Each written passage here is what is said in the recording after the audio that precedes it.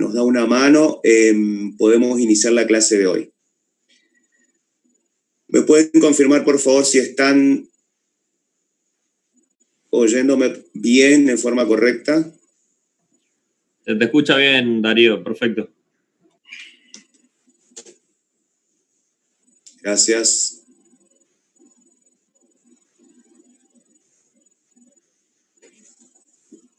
Bien, buenas noches, nuevamente. Gracias, chicos, por la paciencia, pero a veces la tecnología es maravillosa, pero nos juega un papel en contra en determinados momentos. Tuve un pequeño problema de conectividad, así que sepan entendernos. Bueno, el práctico de hoy. ¿De qué se trata el práctico de hoy? El práctico de hoy tiene que ver con lo que veníamos haciendo en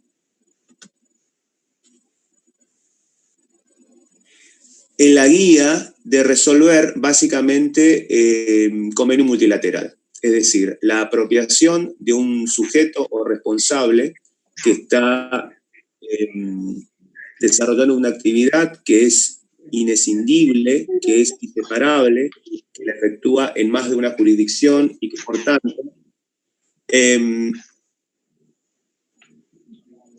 Seba, si me podés anular algunos micrófonos, porque me parece que estoy escuchando a alguien, salvo que seas vos. Gracias. Bueno, volviendo al tema. Un sujeto que desarrolla una actividad en más de una jurisdicción, cuya actividad económica, financiera, administrativa, desde el punto de vista técnico en lo fabril, resulta inescindible o inseparable, hace de que tengamos que atribuir base imponible. O sea, yo trato de volver un poquito para que no sea tan tedioso, digamos, de ubicarlos en tiempo y espacio referido a el tema que estamos tratando. El práctico de hoy, básicamente lo que tiene por finalidad es, a partir de un responsable, que es una sociedad de responsabilidad limitada, ver con el caso del Milagro SRL, cuyo cierre de ejercicio económico opera en forma coincidente con el año calendario, por tanto es coincidente con el periodo fiscal, ver de qué manera vamos a liquidar el mes de abril del año 2020. Acá ustedes van a tener que aplicar, en particular, ya no las cuestiones referidas a inicio y cese del artículo 14, que bien han desarrollado los contadores Casín y Granada, y en su momento, en la primera parte, lo desarrollé en forma extensa, con todas las posibilidades que se podían dar con, ¿se acuerdan? El juego de el horizonte o el eje del tiempo, y ver, digamos, que como consecuencia de que el año calendario coincide con el periodo fiscal, ver qué sucede cuando el cierre del ejercicio económico es diferente respecto a ese periodo fiscal y cierra en cualquier otro periodo que no sea el 31 de diciembre. Acá la cuestión está mucho más facilitada. ¿Por qué? Porque lo que ustedes tienen que hacer para el Milagro S.A., lo vamos a leer, con un cierre de ejercicio al 31 de diciembre de cada año, deben determinar la base imponible para el mes de abril, o sea, para el cuarto mes de este año. La firma se dedica a la fabricación de juguetes, la planta se encuentra ubicada en la provincia de Entre Ríos, la administración en Santa Fe, y tiene locales de venta en forma simultánea en Santa Fe, que coincide con la administración, tómenlo como asterisco, y por el otro tiene a su vez locales de venta en Córdoba y en Formosa.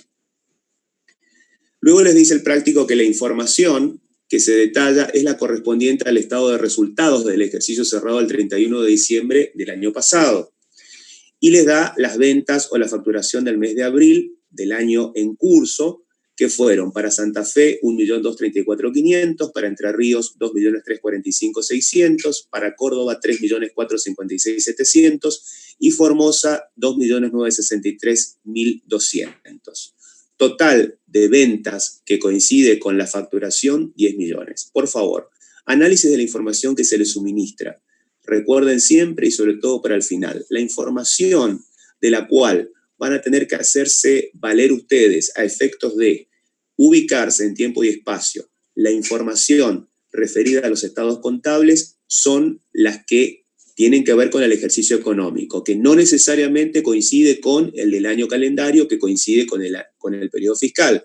En este caso, ambos son coincidentes, pero, ojo, la información que ustedes van a tener que respaldar a efectos de elaborar sus coeficientes, atribuir primero ingresos, después hacer el coeficiente de ingresos, atribuir gastos y después hacer el coeficiente unificado para ambos por jurisdicción es la que surge del estado de resultados. No me pueden decir en un final o en un escrito u oral, no me pueden decir que la información surge del estado de situación patrimonial, por favor. Así que recuérdenlo, esto es una ayuda para muchos que por ahí meten la pata en el final.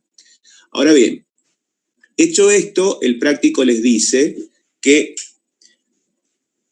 con respecto al estado de resultados, los ingresos totales correspondientes a ese balance que tiene el estado de resultados cerrado al 31 de diciembre corresponden en un total a 678.000 pesos que están discriminados. En general ustedes ya saben cuál es la estructura de todos los prácticos, así va a ser prácticamente el parcial, va a tener una estructura similar, va a haber mucha información referida a la que ustedes van a tener que seleccionar con el estudio, con el respaldo técnico, con la normativa en cuestión, para ver qué utilizan y qué no. Generalmente va a haber información que van a tener que descartar. Por eso siempre les digo, cuando están trabajando con el práctico o con el parcial, todo aquello que no les sirve, táchenlo, porque los va a confundir. ¿Por qué? Siempre les digo lo mismo. El día del parcial ustedes vienen muy agotados, es un examen largo, tedioso, denso, y por eso todo lo que no sirva, táchenlo directamente, porque van a tener mucha información que les va a sobrar. Ese estado de resultados entonces corresponde a justamente las ventas del estado de resultados por 678.000 pesos y tiene una serie de ítems A, B, C, D, E, hasta la segunda hoja en la que tienen aclaraciones por cada concepto. Vieron que tienen una aclaración 1, 2, 3 y 4. Y luego el estado de resultados, que no está expresado, digamos, con un formato de estado de resultados, sino que directamente le damos el valor referido a ventas y después cómo se desglosan los egresos o gastos. Fíjense que en la segunda hoja dice egresos totales correspondientes al año 2019, 348.950 que están discriminados en. Y ahí sí hago la separación entre cada uno de los conceptos del estado de resultados. El costo de la mercadería vendida, los gastos de comercialización, los gastos de administración, el impuesto a las ganancias, y tengo la utilidad del ejercicio. Y para esa parte de gastos que le va a servir para el armado de la planilla de asignación de gastos y para la determinación del coeficiente de gastos, para luego unir ambos y armar el coeficiente unificado, también tiene aclaraciones por cada punto. ¿Ven que tienen en la última hoja aclaraciones para esa parte? 1, 2, 3, 4, 5, 6 y 7. Nos ubicamos entonces en el texto y ahora sí vamos a empezar a disparar la resolución. ¿Cuál es la idea del práctico? Que ustedes solamente determinen, fíjense lo que dice el encabezado, determinen la base imponible para el mes de abril, que en forma coincidente coincide con la del cuarto mes en la que ustedes, si han tenido que hacer la utilización de los coeficientes unificados por no contar con la información que están tomando como base para la atribución de base imponible a las jurisdicciones, como consecuencia de que no están terminados los estados contables, como bien les decía Cassini en su momento y ayer se los reiteraba Granada en el eje del tiempo, todavía no lo tienen, todavía no lo pueden utilizar, entonces van a tener que en el mes de enero, febrero y marzo utilizar el coeficiente unificado que venían utilizando en el ejercicio, en el año fiscal, o cerrado en el año fiscal inmediato anterior -1, y en el cuarto mes van a tener que hacer el ajuste correspondiente con el nuevo coeficiente. Pero en este caso no tenemos este problema. En este caso tenemos que la información, vamos a empezar a desarrollar acá, ubicándonos en tiempo y espacio para este práctico, tiene que ver con actividades que desarrolla el sujeto. Básicamente fabrica juguetes. No tiene ningún tipo de problemas en cuanto a dudar de si lo encuadramos o no de manera secuencial, primero en un régimen especial de alguno de los previstos en el artículo 6 al artículo 13 inclusive, vemos que por la modalidad de la manera en que está redactado el práctico, solamente es artículo 2. ¿Por qué? Porque no se condice con ninguno de los regímenes especiales previstos del 6 al 13. Por tanto, si no lo puedo encuadrar, habíamos hablado de que tenemos que actuar por descarte o en forma residual, como se ha dicho en la teoría, y aplicar el artículo 2 o el régimen general del convenio multilateral. ¿Por qué? Porque la actividad es desarrollada en más de una jurisdicción, pero no es apropiable a alguno de los regímenes especiales que indica el convenio. El cierre de los estados contables de este sujeto, el Milagro SRL, es el 31 de diciembre, coincidente con el año calendario, coincidente con el periodo fiscal. Tiene una estructura organizativa, que yo se las mencioné al principio, en la que tienen una planta o una fábrica para fabricar esos juguetes en la provincia de Entre Ríos. Tiene su administración o sede administrativa, también pueden encontrar en los prácticos o en el parcial, en la provincia de Santa Fe. Y tiene locales de venta en forma concurrente con la administración en Santa Fe, tiene un local ahí también, en Córdoba y en Formosa. ¿Cuál es el sustento legal para hacer el encuadramiento? Ya se los dije, el artículo 2, régimen general, no hay dudas al respecto por la explicación que recién se les dio. Y los estados contables que vamos a tomar como base son los cerrados en el año calendario inmediato anterior, conforme dice la normativa. Esto ya está agotado, no voy a volver para atrás en lo que desarrollamos en la teoría. Por tanto, el planteo central, que no obstante se lo tengo que advertir, es que si el periodo fiscal es igual al ejercicio económico, entonces, para este caso, al coincidir, no hay dudas de que no tengo que hacer nada con el eje del tiempo. Y la información que voy a utilizar como base para armar la atribución de base imponible y el armado de ingresos y gastos atribuibles a cada una con el armado final del coeficiente unificado, sin dudas es la que surge del cierre al 31 de diciembre del año 2019. Y vamos a empezar.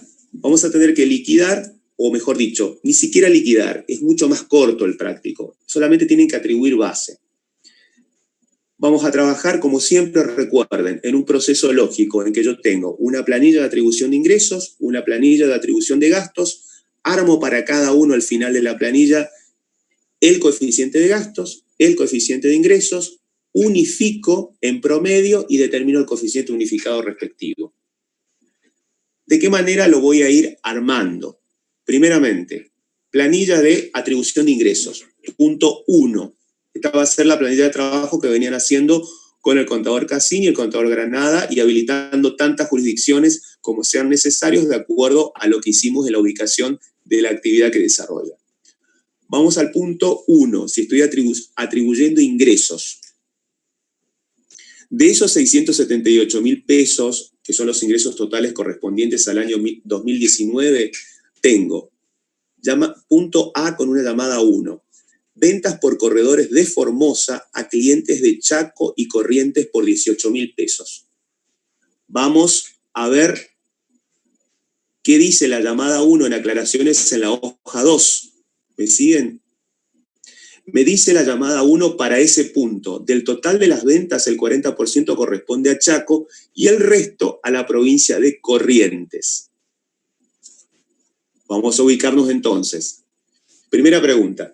Para atribuir este ingreso, ¿qué es computable o no? Este ingreso no cabe duda que es un ingreso computable. Ahora bien, si es un ingreso computable, ¿a qué jurisdicciones las vamos a tener que apropiar? Es una operación que tiene una particularidad, ustedes ya lo vieron en prácticos anteriores. Se trata de ventas ejecutadas a través de corredores de Formosa a clientes que están en Chaco y Corrientes. Fíjense, la ubicación de los clientes, el domicilio en Chaco y Corrientes de esos sujetos clientes que actúan como compradores, a través de una venta realizada por intermedio de corredores. ¿De qué tipo de operación nos está hablando el punto? ¿Cómo nos podemos ubicar técnicamente para ver o para determinar si este ingreso es computable o no? ¿Es un ingreso computable?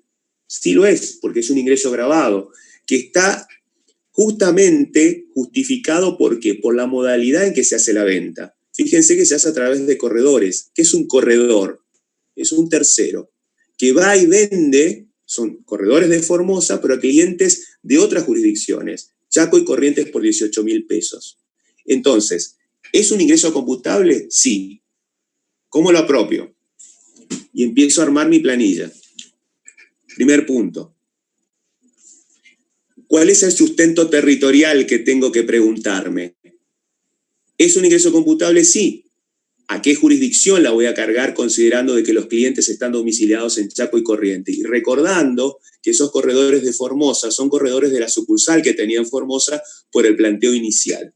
¿Son nuevas jurisdicciones? Sí. ¿Las tengo que habilitar? Sí o no. Con la aclaración de la llamada 1 de la hoja 2. ¿Qué les parece? Hay sustento territorial, cargo en la primera planilla los 18.000 pesos y atribuyo a esas nuevas jurisdicciones que no forman parte de la estructura, recuerdan, por los clientes domiciliados en Chaco y Corrientes, 7.200 en función a la llamada 1, que me decía que en la hoja 2 el 40% corresponde a Chaco y la diferencia, el 60%, corresponde a Corrientes. Todo esto ya está agotado, no voy a volver para atrás en la teoría, esto tiene que ver con el sustento de territorialidad y con el hecho de que para este tipo de ingresos vamos a tener que atribuir los ingresos computables ¿en dónde? En el domicilio del comprador, en el domicilio, para este caso, de los clientes. ¿Por qué? Porque se trata de qué tipo de operaciones. Es una operación en la que el corredor representa a la empresa. Por tanto, se deduce, y ya les estoy aclarando y volviendo a la teoría, que a través de esos corredores la empresa está representada frente a terceros. Por tanto, si está representada frente a terceros, quiere decir que hay un gasto que realiza en la extraña jurisdicción. Lo que pasa es que no es una operación entre ausentes, es una operación entre presentes. Por lo tanto, el domicilio del cliente o del comprador habilita a esas dos extrañas jurisdicciones que son Chaco y Corrientes. Vamos al punto B. Para el punto B les dice el práctico, ventas por correspondencia de Formosa a clientes de Misiones que retiran las mercaderías en Formosa. Y acá empezamos a complicar la cuestión. ¿De qué tipo de operación se trata? ¿Es una operación entre presentes? Y no es una operación entre presentes. Fíjense que la modalidad es por correspondencia, es lo que queda como residual, digamos, de este convenio multilateral, como les dijo el contador Caravén, tan antiguo que, bueno, que antes las operaciones se realizaban por correspondencia, por teléfono y un poquito más cerca, digamos, de lo que fue antes de la aparición de Internet, por fax inclusive.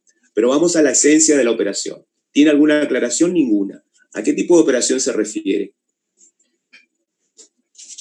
¿Qué les parece a ustedes? ¿Es un ingreso computable o es un ingreso no computable? Primero, no es un ingreso no computable.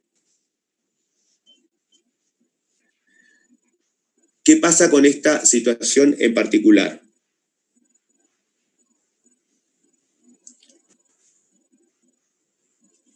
¿Lo analizaron? ¿Los clientes dónde están ubicados? Están ubicados en Misiones, en la estructura, que tiene que ver con la estructura comercial, administrativa, fabril, de la cual hablé al principio. En Misiones, ¿hay alguna operación que ha realizado el contribuyente? En realidad es una extraña jurisdicción. Recuerden que la fábrica está en Entre Ríos, que la administración está en Santa Fe, que coincide una sucursal de Santa Fe, una sucursal de ventas, y tiene dos jurisdicciones más. ¿Recuerdan? Esas dos jurisdicciones más tienen que ver con Córdoba y Formosa, y la particularidad es que desde la sucursal de Formosa se está realizando una venta por correspondencia a clientes de Misiones. ¿De qué tipo de operación se trata? Es una operación entre ausentes, en la cual, fíjense, esta operación, de conformidad a lo que hemos venido hablando en la teoría y lo que ya está agotado por lo dado por los prácticos, por el contador Cassini y el contador Granada en su momento, vamos a tener que encontrar o buscar si existe alguna erogación o algún tipo de gasto realizado en esa extraña jurisdicción que es Misiones. ¿La hay? No la hay. No importa si ese gasto es computable o no. Al no existir, vamos a imputar esa venta por correspondencia a la jurisdicción de Formosa, en donde sí hay gastos y está debidamente sustentado como ingreso computable, porque en esa jurisdicción tiene una sucursal de ventas. Vamos al siguiente punto. Punto C. Venta por correspondencia, nuevamente, a Santa Fe, a clientes que están en Entre Ríos, que retiran las mercaderías en Santa Fe. Fíjense, nuevamente se trata de una operación respecto de la cual no voy a tener ninguna duda. Fíjense, la modalidad para venta de bienes, ¿de qué manera se materializa? A través de correspondencia. La particularidad es que en la estructura administrativa, en Santa Fe, yo tengo, además de la administración, tengo una sucursal. Y es cercana a Entre Ríos. Y en Entre Ríos, además, tengo la planta fabril. La particularidad es que los clientes están domiciliados en la sede de la planta fabril. Ahora bien, esos clientes de Entre Ríos las retiran ¿en dónde? En la sucursal de Santa Fe. Típica modalidad. La cercanía, la habitualidad, la manera en que a través de ventas de bienes no hay una relación comercial eventual, hay una relación de larga data. Por lo tanto, esa operación, ¿es un ingreso computable o no? Es un ingreso computable. ¿Con qué fundamentos? Con que, por todo lo que acabo de decir, hay que ver, primeramente, recuérdenlo, está prácticamente agotada en esta instancia de lo que tiene que ver con las discusiones eternas que se produjeron en lo que tiene que ver con la asignación por tipo de operaciones. En el caso particular de venta de bienes, recuerden que, lo había dicho ya Carabén en su momento, hay que ver si la relación comercial es constante o de larga data y separarlo de la relación comercial de tipo eventual. En este caso, ¿a qué jurisdicción la vamos a apropiar? La vamos a imputar a la jurisdicción del domicilio ¿de qué? Del cliente o del comprador que está ubicado en Entre Ríos. ¿Y qué tipo de operación es? Estamos hablando siempre de venta de bienes que surgen de una relación comercial de larga data. No es una relación comercial de tipo eventual. ¿Por qué? Digo de larga data porque justamente tengo una sucursal en Santa Fe, donde también tengo la administración, y tengo en Entre Ríos un gasto donde tengo la planta fabril. ¿Se da o no la relación de larga data entre las jurisdicciones? Sí se da, porque se hacen erogaciones tanto en Santa Fe como en Entre Ríos. El problema que a mí se me presenta es, ¿a qué jurisdicción la voy a apropiar? ¿La voy a apropiar a dónde? Al lugar, como bien dice, venta de bienes por esa relación, en que se va a destinar geográficamente el destino final de los bienes. Es decir, a la jurisdicción de, para este caso, el punto C, ¿dónde están domiciliados los clientes? En la jurisdicción de Entre Ríos. Vamos al punto D. Venta en mostrador de Santa Fe a un cliente de Jujuy por 5.000 pesos. Este punto, fíjense, se trata de una operación entre presentes. ¿Por qué? Porque la venta al mostrador hace de que el cliente de esa extraña jurisdicción que aparece por primera vez por esa operación de 5.000 pesos, ¿dónde la hace?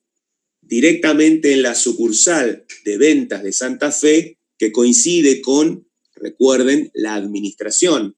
Vamos a la llamada 2, en la hoja número 2, en aclaraciones.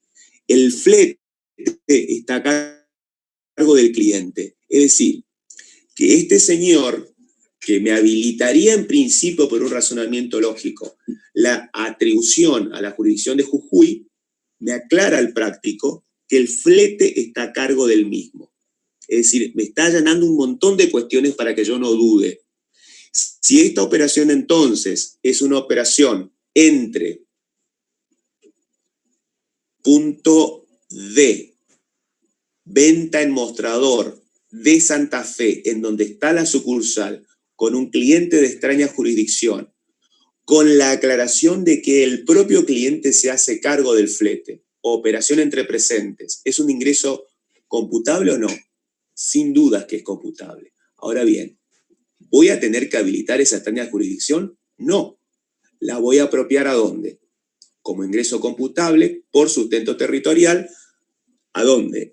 Por ser una operación entre presentes, al lugar en donde tengo la sucursal.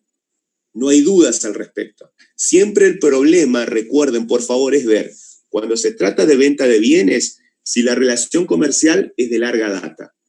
Si no la es eventual. Y si es de larga data, siempre se van a asignar a la jurisdicción de destino geográfico final de los bienes. Ahora bien, si la relación es eventual, la operación tiene que ver con dos alternativas: operaciones entre presentes, que es el caso, u operaciones comprendidas en el último párrafo del artículo primero.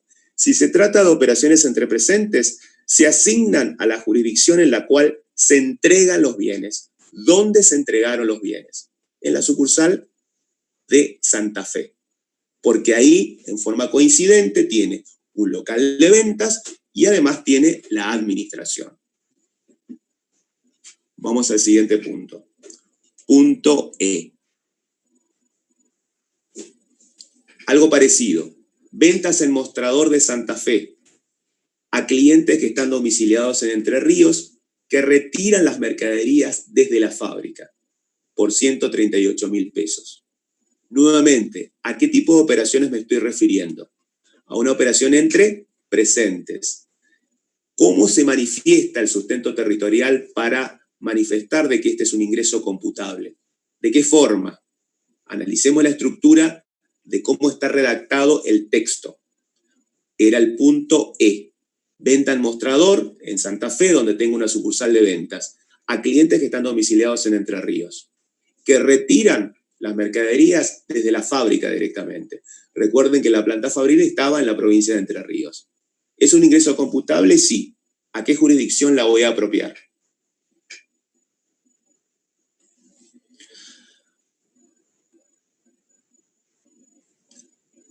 A la jurisdicción en la que se encuentra ¿dónde? La entrega de los bienes. ¿Dónde se hizo la entrega material de los mismos? En la jurisdicción de Santa Fe. Bien, vamos al punto siguiente, punto F. Ventas en mostrador en la jurisdicción de Santa Fe por 200.000 pesos, pero esta operación hay que pulirla. ¿Por qué? Porque tiene una bonificación de 5.000 y un descuento por pronto pago por 10.000 pesos. Nuevamente, venta en mostrador en Santa Fe, en donde, de acuerdo a la estructura que había hablado al principio, tenía ¿qué cosa? Un punto de venta, tenía una sucursal. Bien, ¿es un ingreso computable? Sí, porque es una venta en mostrador nuevamente. Esa operación es entre presentes. ¿A qué jurisdicción voy a tener que apropiar? Acá la particularidad es que no va a haber discusión porque va a tener asimilación con los puntos anteriores. Simplemente que de ese monto de 100.000, la bonificación, que es un descuento comercial, y los descuentos por pronto pago como descuentos financieros, van a tener que ajustar ese ingreso de 200. O sea, 200.000 menos 5.000 menos 10.000. Por tanto, van a ser netos por 185.000 y lo vamos a tener que apropiar ¿a qué jurisdicción? A la jurisdicción de Santa Fe. Punto G. Venta en mostrador de Córdoba, recuerden que tienen una sucursal en Córdoba, a un cliente de Chile que las exportará oportunamente por 120.000 pesos. ¿Qué les parece a ustedes? ¿Tiene algo que ver que el cliente después lo exporte a Chile? Y no, para nada. Que después lo exporte es problema del cliente con todo el trámite que tiene que hacer afuera. A mí lo que me interesa es ver si este ingreso es o no computable. Nuevamente, es una venta en mostrador. Por lo tanto, si es una venta en mostrador, se refiere a ¿qué? A una operación entre presentes. Por lo tanto, ¿es un ingreso computable? Sí. ¿A dónde lo vamos a apropiar? Punto G, hay sustento territorial. Porque en Córdoba, al ser una operación entre presentes, tengo, ¿qué cosa? La sucursal de ventas. Punto H. Intereses a plazo fijo por un depósito efectuado en Formosa por 7.000 pesos. Eso tiene una llamada 3. Vamos a la hoja 2, llamada 3, en aclaraciones. Síganme por favor en el texto. Los intereses por plazo fijo en esta jurisdicción están exentos. Por lo tanto, este ingreso generado por la capitalización de intereses, perdón, la capitalización a través de intereses por un depósito a plazo fijo, estando en esa jurisdicción, de acuerdo a su código fiscal y a la ley de alícuotas como un concepto exento, ¿es un ingreso computable o es un ingreso no computable? Es un ingreso computable. ¿Por qué? Porque son ingresos computables los ingresos grabados y exentos. Ingresos no computables son todo el resto. Por lo tanto, ¿tengo que apropiar? Sí.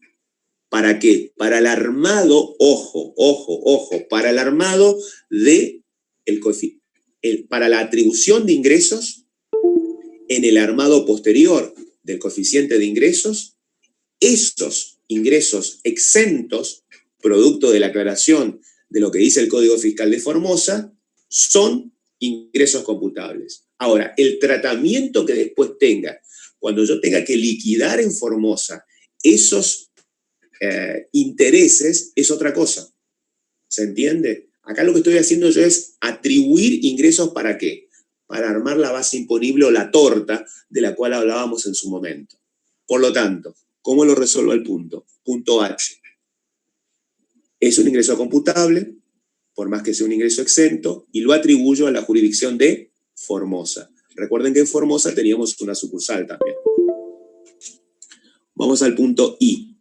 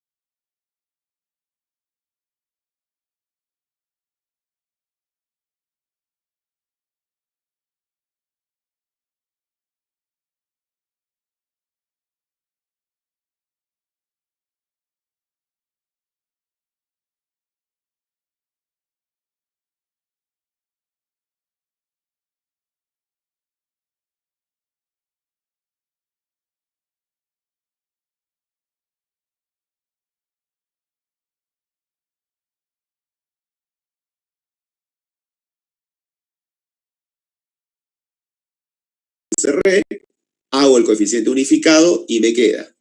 Para Entre Ríos, el coeficiente unificado es 0,1803. Para Santa Fe, 0,5180.